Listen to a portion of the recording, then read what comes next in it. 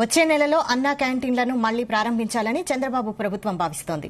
స్వాతంత్ర్య దినోత్సవం ఆగస్టు 15న కొన్ని క్యాంటీన్లను పేదలకు అందుబాటులోకి తీసుకొచ్చే విషయాన్ని పరిశీలిస్తోందని సమాచారం. తొలి దశలో 183 క్యాంటీన్లు ప్రారంభించేలా అధికారులు ఏర్పాట్లు చేస్తున్నారని తెలుస్తోంది. ఇందుకోసం గతంలో నిర్వహించిన క్యాంటీన్ భవనాలను అన్ని సౌకర్యాలతో సిద్దం చేసే బాధ్యతను పట్టణ స్థానిక సంస్థలకు ప్రభుత్వం అప్పగించినట్లు సమాచారం. టెండర్లు పిలిచి పనులను యుద్ద ప్రాతిపదికన పూర్తి చేయాలని ప్రభుత్వం ఆదేశించినట్లు తెలుస్తోంది.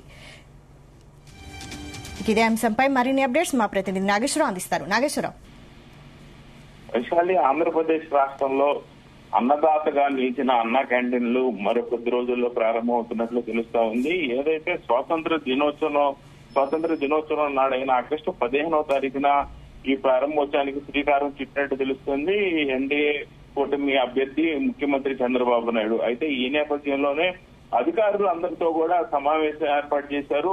ఏది ఆగమేఘాల మీద ఖచ్చితంగా ఆగస్టు 15 లోపే అన్న క్యాంటీన్లు ప్రారంభించాలనుకుంటున్నారు. మొదటిగా సెప్టెంబర్ 10వ తారీఖు తర్వాత ప్రారంభించాలనుకున్నది కూడా అంత సమయం వద్దు. ఆగస్టు 15వ తారీఖునే స్వాతంత్ర దినోత్సవం రోజు ఈ అన్న క్యాంటీన్లు ప్రారంభించాలని నిర్ణయించుకున్నారు. ఏదైతే గత ప్రభుత్వ హయాంలో అన్న క్యాంటీన్లు పూర్తిగా మూతపడిన పరిస్థితి ఉంది. అంతకుముందు ఏదైతే 2019లో వైసీపీ ప్రభుత్వం అధికారంలోకి వచ్చినప్పుడు రాష్ట్ర వ్యాప్తంగా కూడా అన్న క్యాంటీన్లు ఉన్నాయి. అయితే అన్న క్యాంటీన్లు పూర్తిగా రాష్ట్ర ప్రభుత్వం వైసీపీ ప్రభుత్వం మూసివేసిన పరిస్థితి అయితే ఏర్పడింది. అయితే 2014లో ఏర్పడిన ఆంధ్రప్రదేశ్ విభజన జరిగిన తర్వాత ఆంధ్రప్రదేశ్ గా అవతరించిన తర్వాత తెలంగాణ ఆంధ్ర విడిపోయిన తర్వాత ఆంధ్రప్రదేశ్ కి సంబంధించి కూడా అన్నా క్యాంటీన్లు ప్రారంభించారు అప్పుడు ముఖ్యమంత్రి నారా చంద్రబాబు నాయుడు.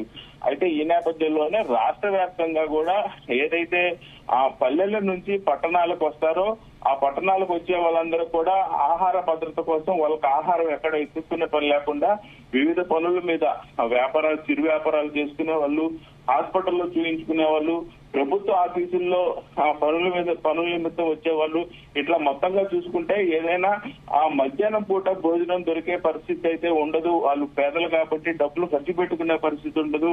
ఆ పెద్ద హోటళ్లకి పట్టణాల్లో వెళ్లే పరిస్థితి ఉండదు. కాబట్టి ఖచ్చితంగా ఆ పల్లెల నుంచి పట్టణాలకు వివిధ పనుల మీద వచ్చే వాళ్ళందరూ కూడా ఆసరా ఉండటం కోసం, ఆకలి తీర్చడం కోసం అన్నా క్యాంటీన్లు ఏర్పాటు చేశారు అప్పుడు ముఖ్యమంత్రి చంద్రబాబు నాయుడు.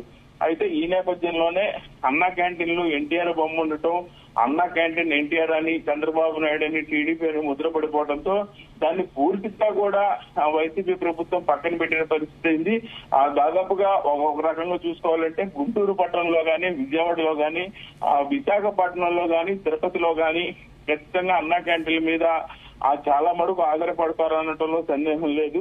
ఖచ్చితంగా ఏదైతే గుంటూరు, కృష్ణా, విశాఖపట్నం, తిరుపతి ఈ పట్టణాలకు వచ్చే వాళ్ళందరూ కూడా ముందు రోజు ఆయా పట్టణాల్లో అన్నా క్యాంటీన్లు ఎక్కడ ఉంటాయని తెలుసుకొని మరి మధ్యాహ్నం పూట అక్కడ క్యూ లైన్ లో ఉండి మరి భోజనం తినేళ్ళ వాళ్ళు. దీనికి సంబంధించి కూడా ఆ భోజనంలో మంచి రుచికరమైన భోజనం పెట్టి ఆకలి తీర్చే ఆ విధంగా ఉండేది. 2 రకాల భోజనాలు పెట్టేవాళ్ళు, పెరుగన్నం, పప్పన్నం, పెరుగన్నం, సాంబార్ అన్నం, అలాగే ఇంకేదైనా కర్రీ వేసి ఇట్లా 3 రకాలుగా పెట్టేవాళ్ళు. మొత్తానికైతే ఆంధ్రప్రదేశ్ వ్యాప్తంగా కూడా పల్లెల నుంచి పట్టణాలకు వచ్చే వాళ్ళకి పూర్తి స్థాయిలో ఆకలి తీర్చారు, అన్నదాతగా ఆడుకున్నారు చంద్రబాబు నాయుడులో ఎటువంటి సందేహం లేదు.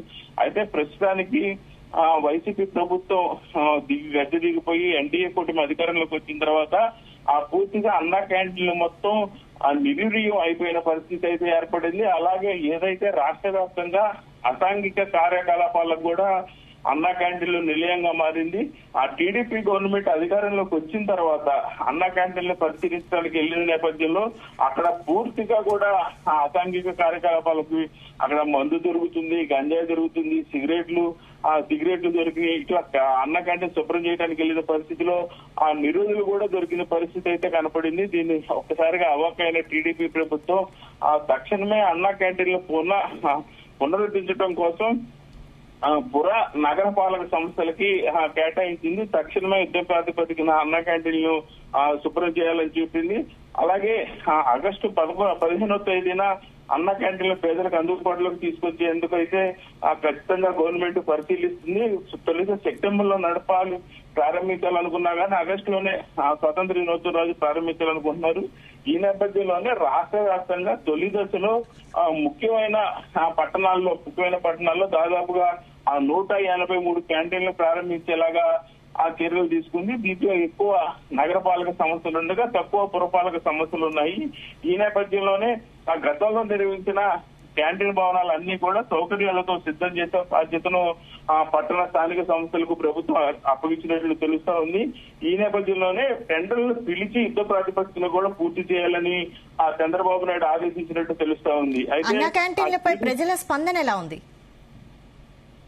అయితే టీడీపీ ప్రభుత్వం అధికారంలోకి రాగానే అన్న క్యాంటీన్లు ప్రారంభిస్తుందని ఖచ్చితంగా ప్రతి ఒక్కరికి తెలిసినమైన ఏదైతే టీడీపీ ప్రభుత్వం అధికారంలోకి వచ్చిన తర్వాత మొట్టమొదటిసారిగా పవన్ కళ్యాణ్ గాని చంద్రబాబు నాయుడు అన్న క్యాంటీన్ల గురించే ప్రస్తావించినవైన ఆ పట్టణాలకు వచ్చే పేదల ప్రజలందరికీ కూడా ఖచ్చితంగా ఆకలి తీర్చే అన్నదాతగా అన్న క్యాంటీన్లు ఇచ్చిన నేపథ్యంలో మరలా అన్న క్యాంటీన్లు పునఃప్రారంభిస్తామని ముందే తెలిపిన నేపథ్యంలో కూడా ఖచ్చితంగా రాష్ట్ర వ్యాప్తంగా ప్రజలందరూ కూడా ఎదురు చూస్తున్న పరిస్థితి అయితే ఉంది. ఇక్కడ ఇంకొక సిచ్యువేషన్ కూడా ఉంది. విషయాలు ఏదైతే పట్టణాల్లో జీవం కొనసాగించే చాలా మంది కూడా అటు రిక్షా తొక్కునే వాళ్ళు కావచ్చు, ఇటు ఆటోలు నడుపుకునే వాళ్ళు కావచ్చు, అలాగే ఏదైతే జొమాటో, స్విగ్గీ ఇలాంటి వృత్తుల్లో పనిచేసే వాళ్ళందరూ కూడా రూరల్ ఏరియా నుంచి అర్బన్ ఏరియాలకు వచ్చారు. అర్బన్ ఏరియాల్లో మధ్యాహ్నం పూట భోజనానికి వెళ్లే సమయానికి కిలోమీటర్ల సుదూర ప్రయాణం చేసి వాళ్ళు ఆఖరి తీసుకునే పరిస్థితి అయితే ఏర్పడింది.